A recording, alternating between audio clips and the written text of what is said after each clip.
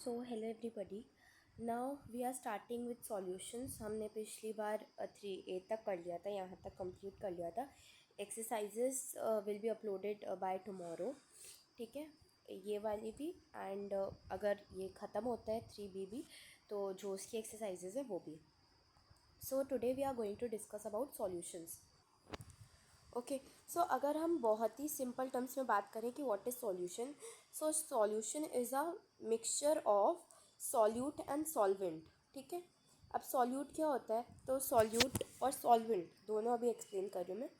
तो अब इसमें देखा जाए तो जो सॉल्वेंट है वो एक मीडियम होता है, मतलब एक ऐसा मीडियम जिसमें कोई भी चीज़ डिज़ोल्व हो सकती है, कोई भी कंपोनेंट डिज़ोल्व हो सकता है। जैसे फॉर एग्जांपल वाटर, H2O, या हमारा अल्कोहल हो गई, ठीक है। और ये सिर्फ लिक्विड नहीं हो सकता है, it could be solid also. जैसे जो हमारे ब्रास और स्टील हो गया। ब्रास तो जैसे देखो एक एलॉय है and it is made of copper and zinc, तो वो भी एक सॉल्यूशन ही हुआ ना। तो अभी आगे और पढ़ोगे तो मतलब हो जाएगा क्लियर, बट अभी थोड़ा सा समझ लो। तो सॉल्यूट सॉल्वेंट जिसमें दूसरा मतलब सॉल्वेंट जिसमें सॉल्यूट डिज़ोल्व हो सके, ठीक है, और सॉल्यूट जो सॉल्वेंट में डिज़ोल्व हो सके। लेकिन ये चीज़ तब तक नहीं समझ में आएगी, तब तक आपको बेसिक सॉल्वेंट और सॉल्यूट नहीं समझ में आएगा, है ना। तो अगर सिंपल से समझ लो इसको कि सॉल्वेंट वो होता है जिसके अंदर कंपोनेंट्स डिज़ोल्व होते हैं, सॉल्यूट वो होता है जो किसी कंपोनेंट में या किसी सॉल्वेंट में जो डिज़ोल्व होता है, ठीक है। और सॉल्यूशन तब ये जो सॉल्यूट है ये सॉल्वेंट में डिज़ोल्व होता है तो हमारा सॉल्यूशन बनता है, ठीक है। अब अगर हम आपसे, जैसे लोगों को लगता है ना, एक सेकेंड,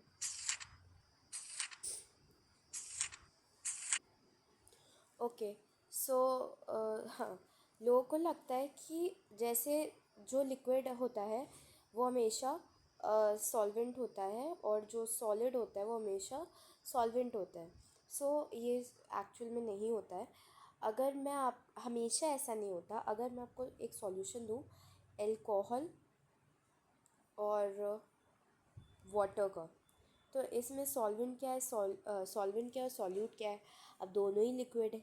बट अगर मैं एक कंडीशन और दे दूँ या नीचे एक प्रिस्क्रिप्शन दे दूँ, मींस एक डिस्क्राइब कर दूँ मैं कि it is a solution of with 70% of alcohol and 30% of water, तो इससे हमें ये पता चलेगा कि जो अल्कोहल है वो हमारा सॉल्वेंट है और वाटर जो है हमारा सॉल्यूट है। कैसे?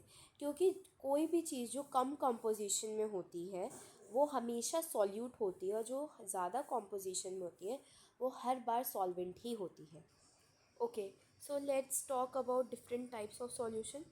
मतलब ये तो इन द सेंस क्वांटिटी के हिसाब से डिवाइडेड है। ओके, सो बाइनरी सॉल्यूशन, तब सॉल्यूशन में दो कंपोनेंट्स यूज़ होते हैं, then it is known as binary solution. For example salt and water is binary solution. Okay, so now let's talk about ternary solution. तो ternary solution तब होता है तब तीन कंपोनेंट्स यूज़ होते हैं, मीन्स दो सॉल्यूट और एक सॉल्वेंट, ठीक है। और वीवर ऑन और द फोर कंपोनेंट्स होते हैं, then it is known as quaternary solution. अब इसके एग्जांपल्स भी दे सकते हो। जैसे टर्नरी का सिंपल एग्जांपल, अगर हम सॉल्ट, सोडियम क्लोराइड, ठीक है, NaCl salt, glucose that is sugar, हम बहुत ही ज़्यादा सिंपल, मतलब सिंपल क्या, केमिकल टर्म्स में चल रहे हैं, है ना। तो C6H12O6 और वाटर H2O, हम ये तीनों चीज़ मिक्स करेंगे तो हमारा एक सॉल्यूशन आएगा और उस सॉल्यूशन को हम कहेंगे नहीं, हाँ, टर्नरी सॉल्यूशन। क्योंकि अभी हम लोग टर्नरी की बात कर रहे हैं तीन कंपोनेंट्स की, तो here we are talking about here तीन components. So this is now quaternary. तो ये तीन चीज़ हैं, अगर हम इसमें सिट्रिक एसिड और डाल दें तो हमारा क्वाटर्नरी सॉल्यूशन बन जाएगा। ना सिट्रिक, अगर हम इसको जनरल टर्म्स में बात करें तो अगर हम इतने में ना, जो टर्नरी सॉल्यूशन है ORS टर्नरी सॉल्यूशन होता है। एंड समटाइम्स अगर हम होममेड जो डिहाइड्रेशन के लिए ड्रिंक बनाते हैं ना लेमन जूस ऐड करके, तो that is also quaternary solution. ठीक है, तो इतना तो समझ गए होगे अब। हाँ हाँ, क्वाटर्नरी सॉल्यूशन अगर हम इसमें सिट्रिक एसिड और ऐड कर दें, ये हमने ऐड कर रखा है ना, तो सिट्रिक एसिड का फॉर्मूला क्या होता है, C6H8O7। ये क्वाटर्नरी सॉल्यूशन है। ठीक है, ये भी ये एक्चुअली ORS, वो ORS है, ये भी, इसको भी हम ORS कह सकते हैं, क्योंकि ORS stands for oral rehydration solution, right. तो अगर हम इसको घर पे बनाए, जो घर पे मम्मी लोग देती है ना, तब किसी को डिहाइड्रेशन हो जाता है, तो ये ही होता है वो। तो बता देना कि क्वाटर्नरी सॉल्यूशन है ये। If two substances are in the same phase, the component that is in excess is termed the solvent। ये मैंने पहले ही बता दिया था। तो हाँ, वाटर एंड अल्कोहल है ना। तो liquid, main liquid, here it is, solid with a liquid, sugar solution, liquid with a gas. तो सोडा, जो सोडा होता है ना, सोडा वाटर कैसे फॉर्म होता है, तो सोडा वाटर में कौन सी गैस होती है, तो हाँ, अब उसके बाद सॉलिड, ओके। सो सोडा वाटर जो होता है उसमें डिज़ोल्व CO2, कार्बन डाइऑक्साइड होता है। ठीक है, इसी वजह से तब हम उसको ओपन करते हैं ना, तो वो जो फिज़ आती है ना, वो इसी वजह से आती है। ठीक है ना। फिर तो एलॉय हो गया, सॉलिड में सॉलिड, जैसे ब्रास हो गया, स्टील हो गया। ब्रास है जो, that is form of copper and zinc, है ना। Now homogeneous solution. तो होमोजेनियस सॉल्यूशन वो सॉल्यूशन है जिसमें जिसमें जो कंपोनेंट्स हैं वो यूनिफॉर्मली डिज़ोल्व्ड हैं। जैसे ये एक हो गया, ये सॉल्ट और वाटर का सॉल्यूशन है।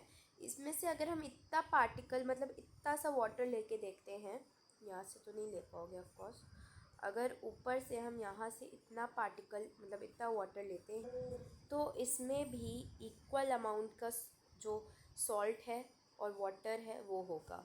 ठीक है, अब एक होमोजेनियस सॉल्यूशन जिसमें सॉलिड में दूसरा सॉलिड मिक्स होता है, तो अभी हम एलॉयज़ की बात हो रही है ये। ठीक है, तो उसको हम सॉलिड सॉल्यूशन कहते हैं। ब्रास पहले बताया था, जिंक और कॉपर।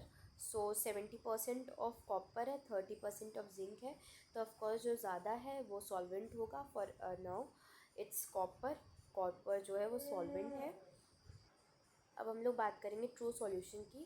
तो एक सॉल्यूशन जिसमें जो सॉल्यूट पार्टिकल्स जो होते हैं उनका साइज़ होता है 10⁻⁻10 मीटर, उसको हम ट्रू सॉल्यूशन बोलते हैं। ठीक है, तो जो इसमें जो सॉल्यूट पार्टिकल्स होते हैं, जो सॉल्वेंट मॉलिक्यूल्स होते हैं ना, वो माइक्रोस्कोप से भी डिस्टिंग्विश नहीं हो सकते। Now we are talking about concentration of solution, mass percent। So mass percent जो है, तो इसमें क्या होता है कि जो सॉल्यूट है और सॉल्वेंट है, अगर हमें इन दोनों का मास पता हो तो हम मास परसेंट निकाल सकते हैं। कैसे, अगर हमें पता है कि जो हमारा सॉल्यूट है वो 10 ग्राम्स में है और जो हमारा सॉल्वेंट है वो 90 ग्राम्स में है, तो हमारा फॉर्मूला होता है मास ऑफ सॉल्यूट, इधर लिखा है छोड़ो, तो इधर मार्क कर लेते हैं हम लोग, mass of solute, sorry, mass of solute upon mass of solution. Mass of solution कैसे निकलता है, सॉल्यूट प्लस सॉल्वेंट प्लस करने से। सो अब क्या होगा, अब हमें इधर पता है कि 10 ग्राम में है, ये 90 ग्राम में है, तो पहले सॉल्यूट लिखा जाता है, तो सॉल्यूट 10 ग्राम हमने लिख दिया। फिर सॉल्यूशन लिखा जाता है, तो सॉल्यूट और सॉल्वेंट को प्लस करके दैट वुड बी 100। इधर भी हमने 100 से कर दिया, 100 से 100 काटा, तो इट्स 10%। तो हमारा मास परसेंट जो है वो 10% है। वॉल्यूम परसेंट में भी ऐसा ही होता है, हमें अगर वॉल्यूम पता है, जैसे 30 मिलीलीटर में हमारा अल्कोहल है, इधर लिखा 30 मिलीलीटर में अल्कोहल है, 70 मिलीलीटर में हमारा वाटर है, ठीक है। तो वॉल्यूम हमें सॉल्यूट का पता है 30 है ना, और अब हमें volume of solute plus volume of solvent plus करना है। तो हमें सॉल्यूट का था 30 मिलीलीटर प्लस जो हमारा सॉल्वेंट का था 70 मिलीलीटर। तो अब फिर 30/100 आ जाएगा, फिर इधर 100 करा हमने, तो मेरा 30% मतलब 30 वॉल्यूम परसेंट आ जाएगा हमारा। इधर एग्जाम्पल्स भी हैं, सॉल्व कर सकते हो अगर करना चाहो तो। इसमें 50, हाँ बहुत इजी है ये भी। बस इसमें एक चीज़ करना कि 50 ग्राम ऑफ शुगर है, ठीक है। तो ये ग्राम में है और इज डिजॉल्व इन 2.45।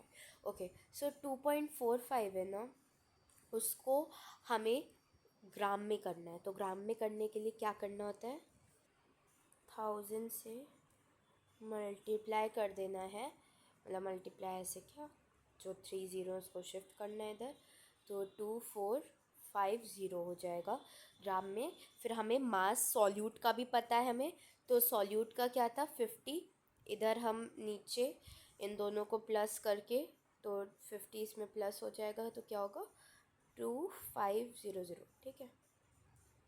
और इधर हम 100 पे कर देंगे, तो अच्छा सीधे सीधे जा रहे हैं,